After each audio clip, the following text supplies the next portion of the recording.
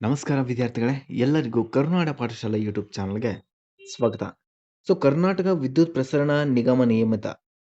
ಇದರಲ್ಲಿ KPTCL ಏನು requirement ಆಗಿತ್ತು, HK ಮತ್ತು NON-HK, ಈ ಒಂದು ಹುದ್ದೆಗಳಿಗೆ ಅರ್ಜಿ ಸಲ್ಲಿಸೋದಕ್ಕೆ ಅವಕಾಶ ಕೊಟ್ಟಿತ್ತು. ಅರ್ಜಿ ಸಲ್ಲಿಸೋದಕ್ಕೆ ದಿನಾಂಕ 20 ನವೆಂಬರ್ 2024 ಕೊನೆಯ ದಿನಾಂಕ ಆಗಿತ್ತು.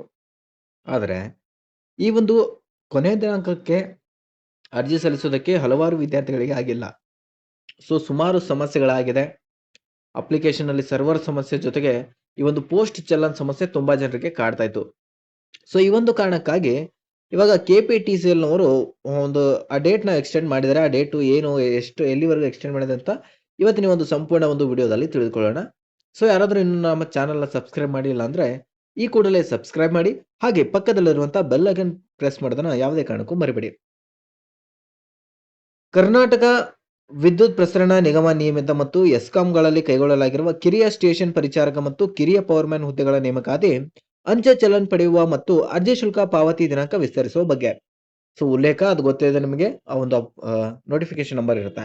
ನಿಗಮದ ದಿನಾಂಕ 14/10/2024 ಉದ್ಯೋಗ ಪ್ರಕಟಣೆ ಅನುಗುಣವಾಗಿ ಕರ್ನಾಟಕ ವಿದ್ಯುತ್ ಪ್ರಸರಣ ನಿಗಮ ನಿಯಮಿತ ಮತ್ತು ಎಸ್ಕಾಂಗಳಲ್ಲಿ ಕೈಗೊಳ್ಳಲಾಗಿರುವ ಕಿರಿಯ ಸ್ಟೇಷನ್ ಪರಿಚಾರಕ ಮತ್ತು ಕಿರಿಯ ಪವರ್ಮ್ಯಾನ್ ಹುದ್ದೆಗಳ ನೇಮಕಾತಿಗೆ ಅರ್ಜಿ ಸಲ್ಲಿಸಲು 20/11/2024 ಮತ್ತು ಶುಲ್ಕ ಪಾವತಿಸಲು 25/11/2024 ಕೊನೆಯ ದಿನಾಂಕವಾಗಿ ನಿಗದಿಪಡಿಸಲಾಗಿತ್ತು. ಆದರೆ ಆನ್ಲೈನ್ ಅರ್ಜಿಗೆ ಸಂಬಂಧಿಸಿ ಅರ್ಜಿ ಶುಲ್ಕ ಪಾವತಿಸಲು ಅಂಚೆ ಇಲಾಖೆಯ ಚಲನ್ ಡೌನ್ಲೋಡ್ ಮಾಡಿಕೊಂಡು ಅರ್ಜಿ ಶುಲ್ಕ ಪಾವತಿಸಬೇಕಿದ್ದು, ಅಂಚೆ ಚಲನ್ ಅನ್ನು ಡೌನ್ಲೋಡ್ ಮಾಡಿಕೊಳ್ಳುವ ಮುನ್ನ ಅಭ್ಯರ್ಥಿಗಳು ಇ ಸೈನ್ ಪ್ರಕ್ರಿಯೆ ಪೂರ್ಣಗೊಳಿಸಬೇಕಿರುತ್ತೆ. ಆದರೆ ಇ ಸೈನ್ ಪ್ರಕ್ರಿಯೆಯನ್ನು ಪೂರ್ಣಗೊಳಿಸಲು ಸಾಧ್ಯವಾಗುತ್ತಿಲ್ಲವೆಂದು ಹಲವಾರು ಅಭ್ಯರ್ಥಿಗಳು ತಿಳಿಸಿರುತ್ತಾರೆ. ಈ ಹಿನ್ನೆಲೆಯಲ್ಲಿ ಅಭ್ಯರ್ಥಿಗಳ ಮನವಿಯನ್ನು ಪರಿಗಣಿಸಿ ಅರ್ಜಿ ಸಲ್ಲಿಸಲು ಮೊದಲೆರಡು ಹಂತಗಳಲ್ಲಿ ಪೂರ್ಣಗೊಳಿಸಿರುವ ಅಭ್ಯರ್ಥಿಗಳಿಗೆ ಸೀಮಿತಗೊಳಿಸಿ ಇ ಸೈನ್ ಪ್ರಕ್ರಿಯೆ, ಅಂಚೆ ಕಚೇರಿ ಚಲನ್ ಡೌನ್ಲೋಡ್ ಮತ್ತು ಅರ್ಜಿ ಶುಲ್ಕ ಪಾವತಿ ದಿನಾಂಕಗಳನ್ನು ಈ ಕೆಳಕಂಡಂತೆ ವಿಸ್ತರಿಸಲಾಗಿದೆ. ನೋಡ್ತಾ ಇರಬಹುದು ನೀವು, ಇ ಸೈನ್ ಪ್ರಕ್ರಿಯೆಗೆ ಅಂಚೆ ಚಲನ್ ಡೌನ್ಲೋಡ್ ಮಾಡೋದಕ್ಕೆ ಅಂತಿಮ ದಿನಾಂಕ 5/12/2024 ಆಗಿರುತ್ತೆ. ಡಿಸೆಂಬರ್ 5ರವರೆಗೆ ಎಕ್ಸ್ಟೆಂಡ್ ಮಾಡಿದರೆ. ಅದ್ರ ಜೊತೆಗೆ ಅರ್ಜಿ ಶುಲ್ಕ ಪಾವತಿಸೋದಕ್ಕೆ 10/12/2024. ವಿಶೇಷವಾಗಿ ಇಲ್ಲಿ ಆನ್ಲೈನ್ ಅರ್ಜಿ ಸಲ್ಲಿಕೆ ಕೊನೆಯ ದಿನಾಂಕ ನಿನ್ನೆಗೆ ಮುಗಿದ್ಬಿಟ್ಟಿದೆ. 20ಕ್ಕೆ ಯಾರ್ಯಾರು ಅರ್ಜಿ ಸಲ್ಲಿಸಿದ್ರೆ ಅವರಿಗೆ ಮುಗಿದ್ಬಿಟ್ಟಿದೆ. ಹೊಸದಾಗಿ ಅರ್ಜಿ ಸಲ್ಲಿಸೋದಕ್ಕೆ ಯಾವುದೇ ರೀತಿಯ ಅವಕಾಶ ಇರುವುದಿಲ್ಲ.